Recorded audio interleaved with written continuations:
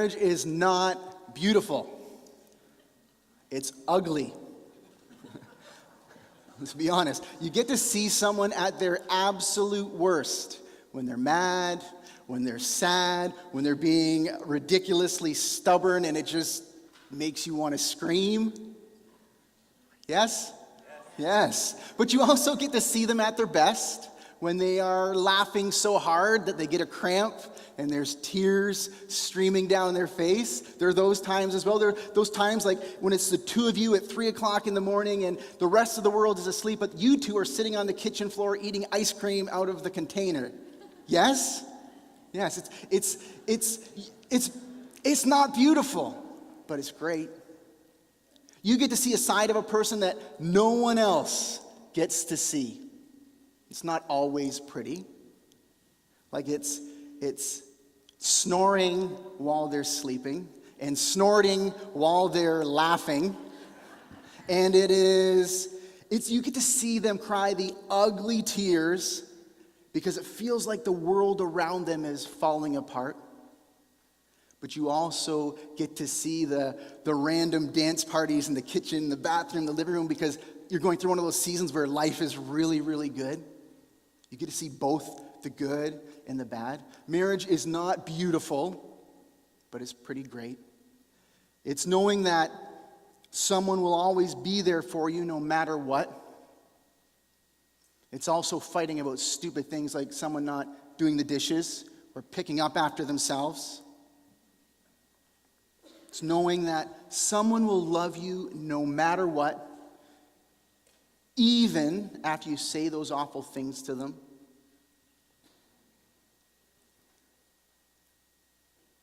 It's cleaning up after someone when they throw up. It's rubbing their back when they're not feeling good. Marriage is the hardest, dirtiest, ugliest, best job in the world. Because at the end of the day, you get to go to bed with your best friend, who is also the worst, most annoying, terrible person in the world, but still the best. Marriage is not beautiful, but it's one heaven of a ride. Agreed? Yes. Well, if that does not describe your relationship, that's okay, because we believe that your relationships can be better and that you can be better at relationships. That's why we're in this series. We're just coming to the end of 3 weeks on marriage, and we recognize that it's not always, it's the good and the bad, and we want more good than we want bad. And so in this series, we've been setting new goals, and we've been setting one simple goal each week that I'm hoping that it's simple enough that you can go home and that very day try it and try and implement those goals into your life. So week 1, we set this goal: I will seek to give more than I get. We were talking about selflessness as an important quality trait in marriage. In week 2, we set the goal of I will choose my words carefully. We recognize that words have power to give life or to kill our relationships. So we set that as goal number 2. Goal number 3 today is this: that I will follow through on my promises. We're going to talk about faithfulness today. And everyone recognizes the importance of faithfulness in relations. It's an essential quality of healthy relationships. We all want faithfulness. Without faithfulness, you can't have a relationship. And so we recognize that relationships are a risk, because a relationship requires you to trust someone. And the more you trust someone, the more you open yourself up to them. And the more you open yourself up to them, the more at risk you are of them hurting you. But you can't have a relationship without faithfulness, and you can't have faithfulness without trust, and then vice versa. Trust actually is a byproduct of faithfulness. And so today, what I want to encourage you to do is twofold. That this is a twofold process. You have to work on becoming a faithful person, becoming trustworthy, and also becoming a person who trusts. And both can be difficult, because some of you will have been hurt. Actually, we've probably all been hurt by someone who abused our trust or misused our trust, took advantage of our trust, and they weren't faithful. It doesn't have to be a romantic relationship. It doesn't have to be a marriage relationship. It could be a familiar relationship. Like maybe you had parents who just never followed through on their promises. Or maybe you had a sibling who just took advantage of you over and over again. Or friends who were only there when it was good for them. We've all felt the sting of unfaithfulness. But I want to encourage you today, two things. That if you've been stung by unfaithfulness, I want to encourage you to work on being a trusting person. I want to encourage all of us to be becoming a more trustworthy person. Because our relationships are dependent upon our ability to trust one another. And faithfulness builds trust. I like what Judd Wilhite says. He's a pastor from Nevada. He says this about relationships, that all relationships move at the speed of trust. That's so true. That your relationship will only go as far and as fast as you're able to trust the person. When trust is gone, the relationship grinds to a stop and actually will begin to regress and move backwards. We have to foster and engender trust and put ourselves out there. We got to risk again, maybe.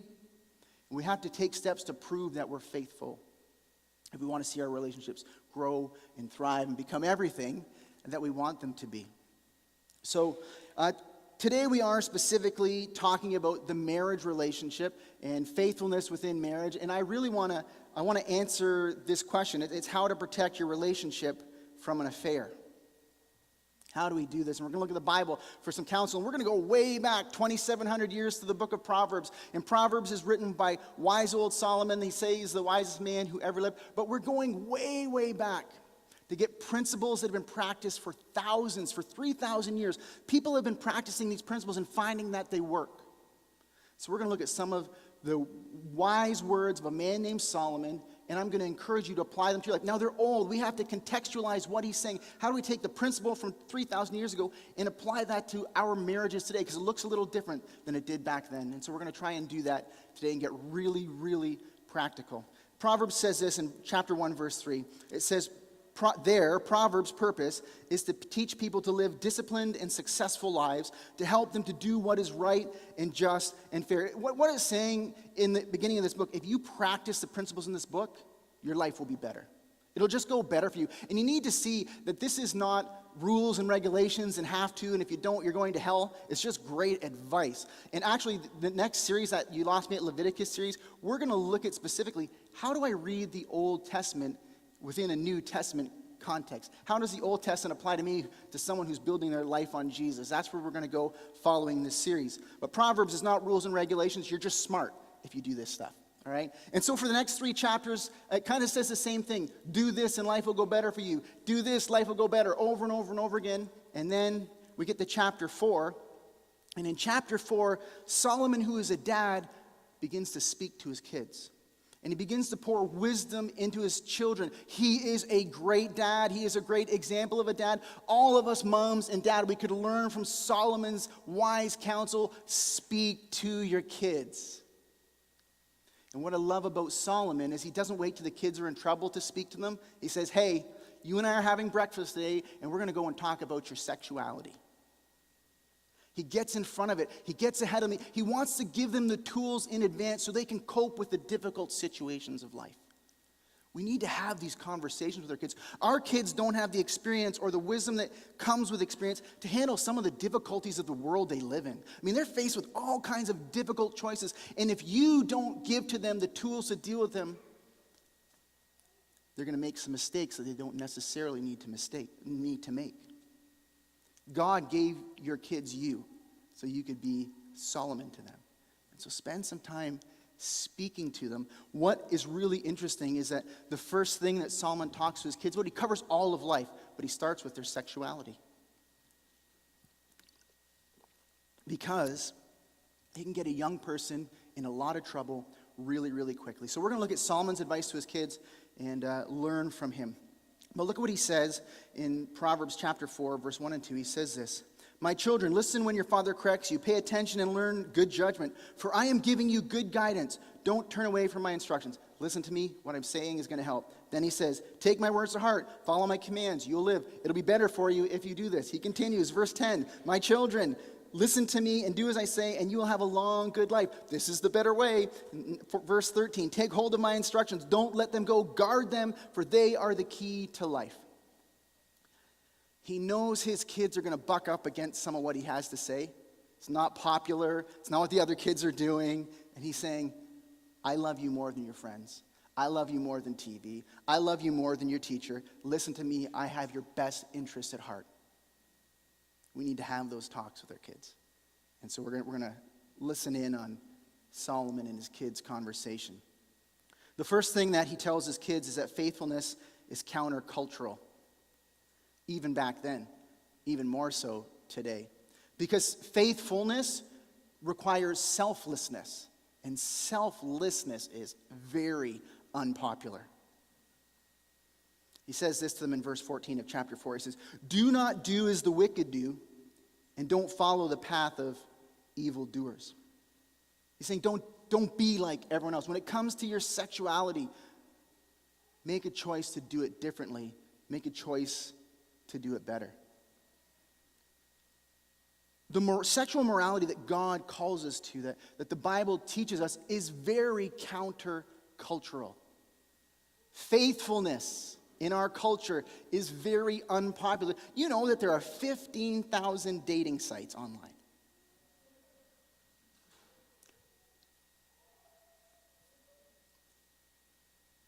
If you're looking for love or just friends with benefits, there's thousands of options online.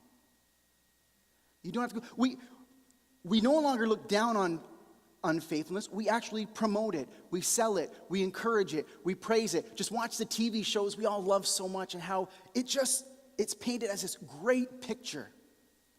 Unfaithfulness is countercultural. So we have to choose to be countercultural. I want you to see the exclusive nature of marriage as God designed it. It says this in Genesis chapter 2. "For this reason, a man will leave his father and mother and be united to his wife, and they will become one flesh. The man and his wife were both naked, and they felt no shame." This is the picture. We've done this every week to see that this is what God has for us. 1 + 1 = 1. But what this is also saying is that there's a separating between every other relationship and your marriage relationship. That there's something exclusive and unique about this that's meant to be guarded and protected. There are parts and aspects of this relationship that you don't share with anyone else, even your other closest relationships. This is meant to be exclusive. 1 + 1 = 1. There's no room for another +1 in God's plan. Like, this is just ugly. Right? This is beautiful. God said, this is very good. When you bring this into the equation, it just doesn't make sense anymore. It's ugly. 1 + 1 = 1. And what we've come to call these people friends with benefits. The Bible calls these people friends with consequences. Solomon continues to his kids. He says this, "In the end, you will groan in anguish when disease consumes your body. You will say, 'How I hated discipline. If only I hadn't ignored all the warnings.'" When we're looking at this, all we see is pleasure, none of the pain that comes with it. And we see all romance. This is all romance, and this is just all responsibility. Solomon is saying to his kids, eventually you will see that there's a lot of fallout that comes with the fun that this promises. Like when you're beginning that relationship, it's so exciting and it looks so good, and it just seems, this is more dishonest than the average social media post, right? Like, it just promises so much. But there's so much destruction, not only for this person, but for you and everyone around you. It's talking about physical consequences here, but there's emotional and spiritual and relational consequences. The friend with benefits has a ton of consequences tied up and associated with it. So we're going to look at God's way, and God's way is better. And Solomon says to his kids, yeah, that's tempting, but my way is better. Just trust me on this. Avoid those relationships and be faithful to the promises you've made. Okay, so how do we do that? What is God's advice? What does Solomon say to his kids? Well, this is it. Number one, don't go near them. It's pretty simple.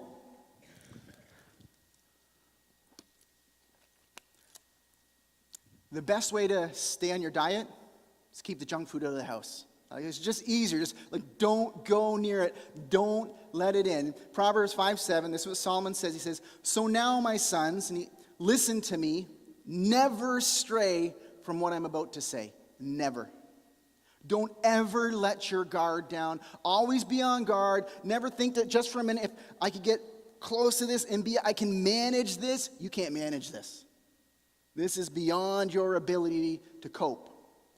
My sons, never stray from what I'm about to say. He continues, stay away from her. Who's her? She's the immoral woman. If you back up a few verses, stay away from her. Don't go near the door of her house. That's interesting. Don't go near the door of her house. He's not saying don't go in the house. He's saying don't go near the door of her house. Why? Because when you get near the door of the house, you're one step from inside the house, and at that point, you're not strong enough to say no. That there's something about sin and temptation that's like gravity. The closer you get to the planet, the more it sucks you in, and if you get too close, and you can't even resist it, it's just going to pull you in. It's out of your control. So Solomon says to his boys, don't even go close. Don't go near the door of her house. Set the boundary further back. Because he knows that it's too much for them to handle. He knows that if they go close, they'll end up inside. And we just need to be honest about our humanity about that. That the closer to temptation we get, the harder it is to resist. He continues, verse 9. He says, stay away from her. Don't go near the door of her house. If you do, you will lose your honor, and you will lose to merciless people all you've achieved. What he's saying is, sons, set the boundary further back because it looks good, but if you get too close, she will pull you in. And this goes for his daughters. He could say it, stay away from him. But he's speaking to his sons. Don't get too close because she'll pull you in, and it'll be your undoing. What he's saying is this: it's easier to resist temptation from a distance. And that's just true.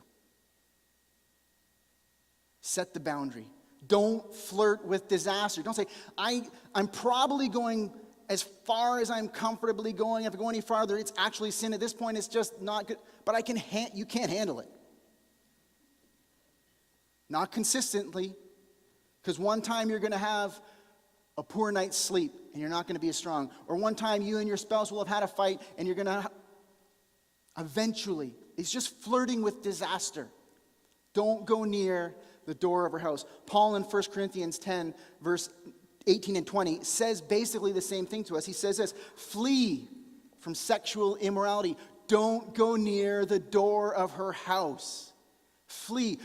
Too many of us, we are flirting with disaster. Like we tiptoe up to the line as close as we can get, and then we try and resist the pull.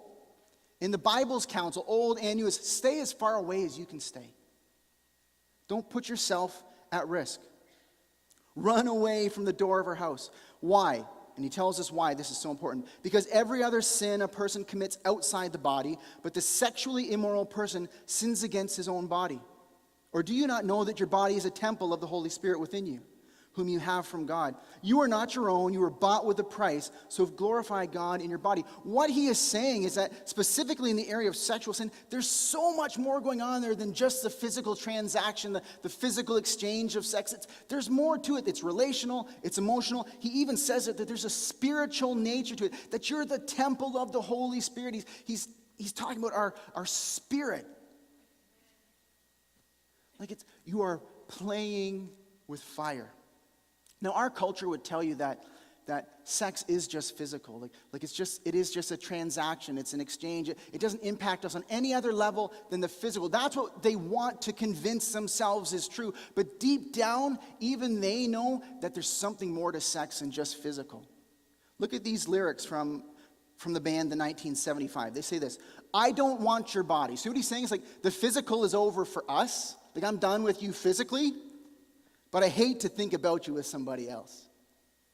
Why? Because there's a relation. The physical's done, but there's still some emotional, relational connection there that he doesn't want to share with anyone else. Our love has gone cold, but look at how he describes sex. It's your soul intertwining with somebody else. Like, even our culture recognizes when they're being honest or when they let their guard down, that there's more to it than just physical. And it's powerful, and we shouldn't flirt with disaster at the peril of all of our relationships, but specifically this one. Okay, so I'm going to get really practical today. And how do we stay away from the door of her house in the most connected time in history? That's the door to her house. And you invite it into your house. And I love my phone. It's so much fun, all the brick breaker but it's fraught with danger. And we have to recognize it. So we're going to talk about it a little more. The first thing that Solomon says to his kids is this: don't think about them. Don't even think about them. Proverbs 4, verse 15. Don't even think about it. Don't go that way.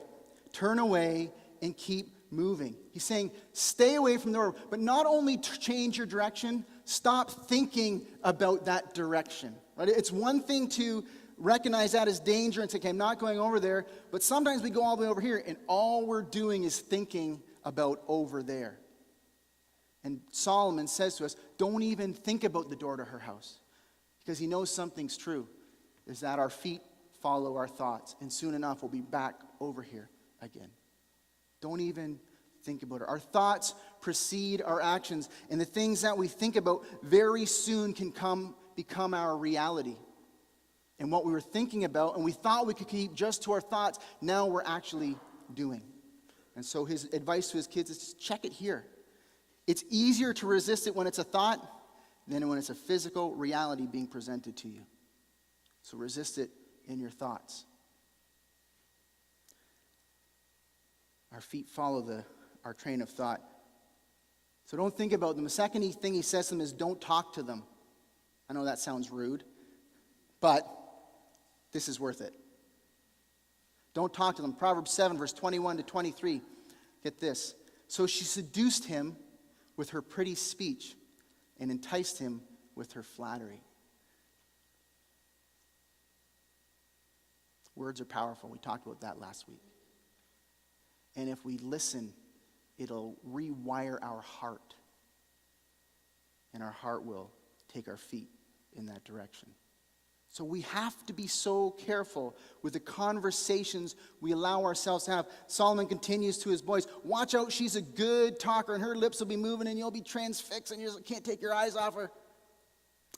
He followed her at once, like an ox going to the slaughter. He was like a stag caught in a trap, waiting for the arrow that would pierce its heart. He was like a bird flying into a snare, little knowing it would cost him his life.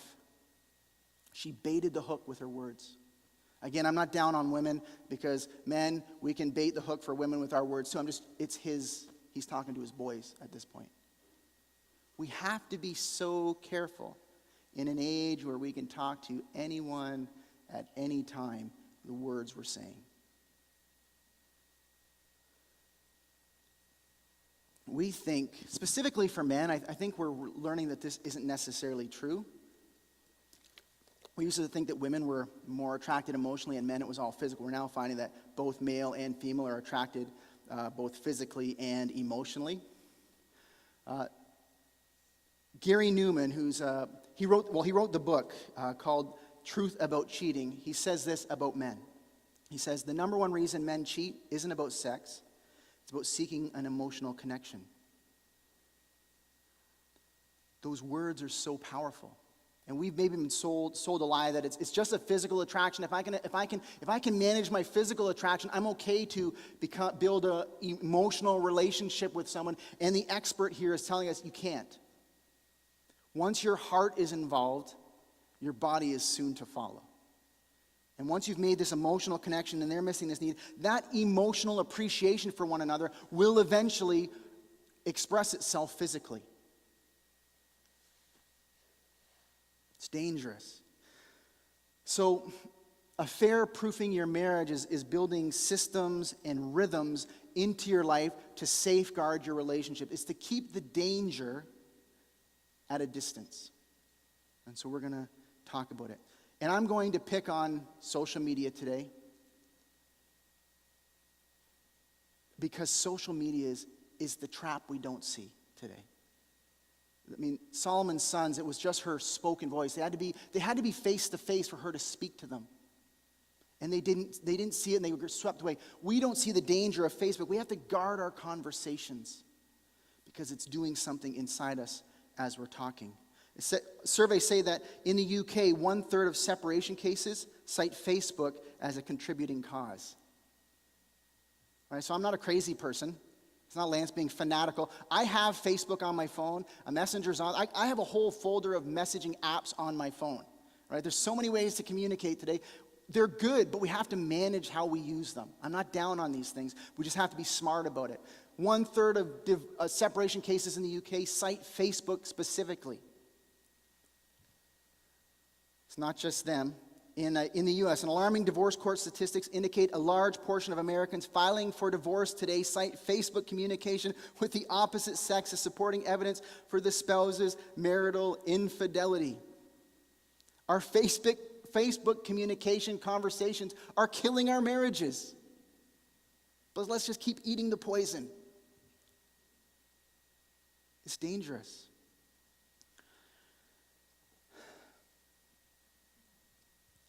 We're inviting the door of the woman into our living rooms. This is how it works. So imagine you're at home tonight, and you're on your phone, and you're doing your thing, and you hear the bing, you get that notification, and there's that release of chemical in your brain. You're like, oh, what is it? And you open it up, and it's a friend request, the best of all notifications. Someone wants to be my friend. I have 900 already. I never talk to any of them, but one more. And I open it up, and it's a girl I knew from high school. This is all fictional, let's just be clear, okay? For the camera, this is fictional. It'll come back to bite me later. What's her name on there? There is no Jordan Hale, okay? But it's Jordan Hale. And Jordan Hale was someone I had a romantic relationship. She was my high school girlfriend. Or maybe she wasn't. Maybe she was just the girl I wanted to be my high school girlfriend. And now she is sending me a friend request. And it's doing something inside. Just the request alone has done something to me emotionally. And so I respond to her. I accept her friend request. Well, what do I do next? I go to her profile. And I am just scrolling through her life to see what is going on in Jordan Hale's world. And she still looks great. And her life is full. And she's happy. And she looks like she's a ton of fun to be with. And then I get another notification. And it's a message from Jordan. And it says this. Hi, how are you? And I can see her eyelashes batting. And she would have said it a lot sexier than that. So I respond, I'm good. Wow, it's been so long. What happens next? We begin a conversation, back and forth and back and forth. And it feels not real because it's online, but you are developing a relationship. And you're sharing personal information, and you're sharing emotional information, and you begin to ask each other questions. How has it been for the last 10 years, the last 20 years? And what do you do now for work? And where did you go to school? And where did you live? And do you have any kids? And you're sharing your lives with one another. And there's an attachment growing. And then the next question. Are you married? And from our perspective this morning, we can see wise old Solomon saying, stay away from the door. But I mean, you're on your couch with a bowl of popcorn and you just keep on going. And so you think about your response. And you and your spouse haven't been getting along so well the last couple days. And so you say, I'm married for 10 years, but it's hard and I'm not really happy. Send. And then she responds something along the lines of, I understand my marriage ended 2 years ago. And then your emotions continue to play tricks on you. And she's so understanding, and she gets me, and she appreciates me. And as you're processing this, bing, another notification comes in. It says, do you want to meet for coffee and talk? How do you respond? The problem is, every text, this chair has gotten closer and closer and closer. And how you should respond is, immoral woman! Text that all caps and a bunch of exclamation marks.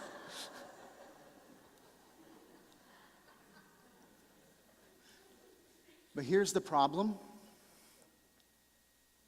By the time she's asked the question, you are in her pull, and you want nothing more than to meet for coffee. And it would have been a lot easier to recognize, oh, the thought of Jordan Hale still does something in my heart. I'm going to block that friend. I'm going to block that relationship because this one is too important to risk for that.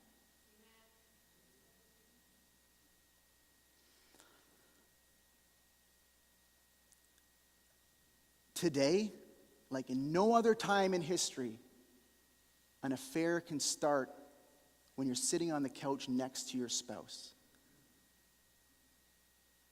You used to have to sneak around. Now you can be sitting on the couch watching TV together, and you've been carrying on a relationship with another person. It's so dangerous. We need some good safeguards to manage our behavior so we don't get too close to the point where we can no longer resist. I'm going to go back to this article from Psychology Today. This isn't even God's best advice for you. This is just common sense looking at the statistics. It says this: extramarital Facebook communication research clearly indicates direct correlation with potential marital conflict, separation, and even divorce. Consistency in research and growing divorce cases centered around Facebook are key reasons for why our marriages need spoken guidelines, not rules, regulations, or oppression, but rather protection against human nature's inclination for giving into temptation. I love that last line. Like, it's not even the Bible, it's just common. We're really bad at resisting temptation. Own up. Recognize it. Put safeguards in place so you don't have to resist temptation. When the pull is so strong, you're too weak to deal with it. So I'm going to share with you I'm actually not even going to read them. They're in the app. If you have the Happy Church app, they're there for you. If you don't have the app and you want them, we've printed hard copies. You can pick it up from guest services. Some guidelines to using Facebook specifically, but you can use these with all of your social media accounts. Doing this to safeguard your relationships. There's 5. We'll turn right away to the next 5. There's 10 of them. I'm not saying you have to do all of this. I don't do all of it, but I do some of it. And Una and I will go over these 10 together and say, do we want to incorporate some of these? Do we need that? No, maybe not. Maybe we do. We'll adjust what we're doing. This isn't what you have to do, but you need to do something. You need to do something to safeguard your marriage in a world where social media comes right into your home. And it brings threat into your home when your guard is down and you're relaxed and you're not thinking about it. And this might sound extreme, and it is, because you've made some extreme promises to someone. I will love, honor, and cherish you alone for all my life. That's a big promise. And it's so easy to break. And so we need some extreme safeguards to protect that big a problem. And this may seem oppressive in like rules and regulations and legalism that will restrict your freedom. It actually increases freedom. Because when your spouse knows that you're practicing safe behaviors to protect your relationship, they know that you value your relationship, that you're not putting your relationship first, they're going to trust you more. And so while it might seem oppressive at first, it will lead to a greater freedom, greater trust, and better relationships. Okay, let's keep going. I don't want to beat up on Facebook anymore. Proverbs chapter 4, verse 23 says this, guard your heart above anything else, for it determines the course of your life. I've used this verse several times, read it a bunch of times. I've never before realized that this is in the context of our sexual identity. So wise old Solomon is saying to kids, in the area of your sexuality, make sure you've got some safeguards around your heart, because your heart will get caught up first, right? Before you ever let someone into your bed, you've let them into your heart. You form some sort of relational attachment. So Solomon says to his boys, keep an eye on your heart. Make sure your heart isn't wandering, because as your heart wanders, your body follows. Our feet follow our heart. Don't think, don't talk, don't go near. Do what you have to do to guard your heart. Proverbs 7, verse 25 says this, don't let your heart stray toward her. Guard your heart. Don't wander down her wayward path. You see the steps. It's your heart first, and then your steps. So don't try to manage the steps. Take a step back and manage your heart. If your heart's okay, then your feet, your steps would be okay. It's easier to manage the temptation the further away it is. Wise old Solomon tells us that it's not the only person. Johnny Cash has been preaching this for a few years as well. Look at these lyrics to his song. I keep a close watch on this heart of mine. I keep my eyes wide open all the time.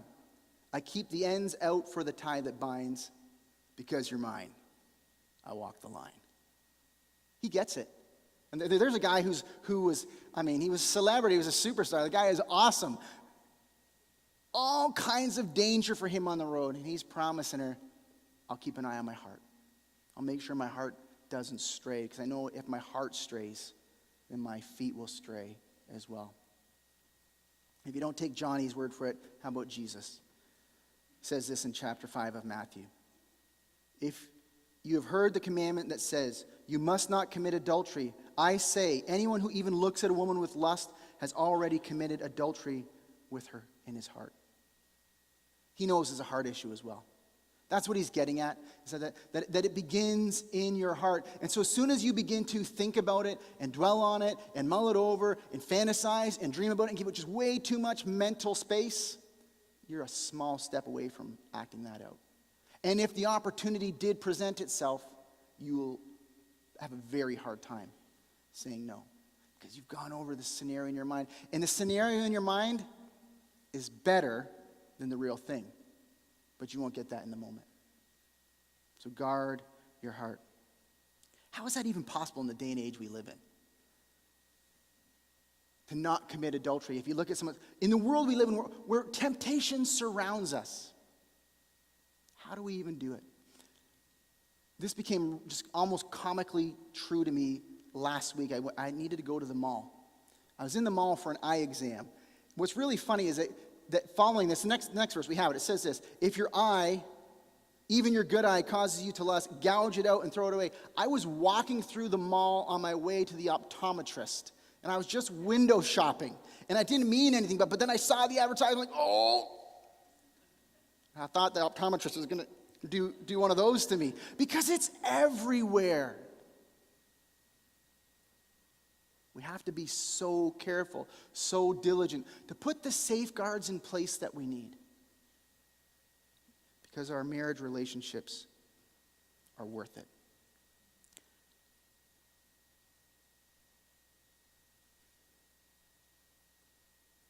Let's go to the last slide. Faithfulness builds the relationship you want over the long term and rebuilds the relationship that broken trust has damaged. Keeping our promises sometimes means establishing a rhythm and patterns of behavior and security and guardrails that makes it easier to keep our promises so that we're not breaking trust and breaking relationship. It's you saying to your spouse, I love you enough and I love what we have enough that I'm going to set these boundaries in place to protect me from myself, protect us from what could be. I'm not telling you the specifics of how to do it. I've given you some examples. You can implement those, but you need to do something. Our relationships are too important, and we need just to engender trust in our relationships. In this series, we've given you 3 relationship goals. If you go online, and you search the hashtag relationship goals, you're going to find a bunch of stupid stuff like people giving each other piggybacks and sharing ice cream cones, and that's all fine and good. But we need better goals. So we've given you 3 that I think if you would just practice these 3, our relationships would be better and safer, and they would last a distance. Week 1, we talked about selflessness, and we said, I will choose to give more than I give. We're going to seek to serve one another. Apply that in your relationships. Week number 2, we talked about communication, and we said, I'm going to choose my words carefully. Choose your words carefully with your spouse and then with the other people you talk to. And then today, I'm going to keep my promises, which in our world is hard to do. So you need to take a step back and put some safety and security around your relationship to make that possible. And it might not be the old friend from high school over Facebook. It might be the neighbor over the fence. Or it might be the coworker on your lunch break. Or it might be the person at the gym who asked for a spot. It might be, who knows? We have to safeguard this beautiful thing that God's given us. The devil got at it right away. He loves to break it down. We need, with God's help, to build some security. Can I ask everyone to stand? We're just gonna pray. I want to pray God's best into your relationships, that you would know his presence in your relationships.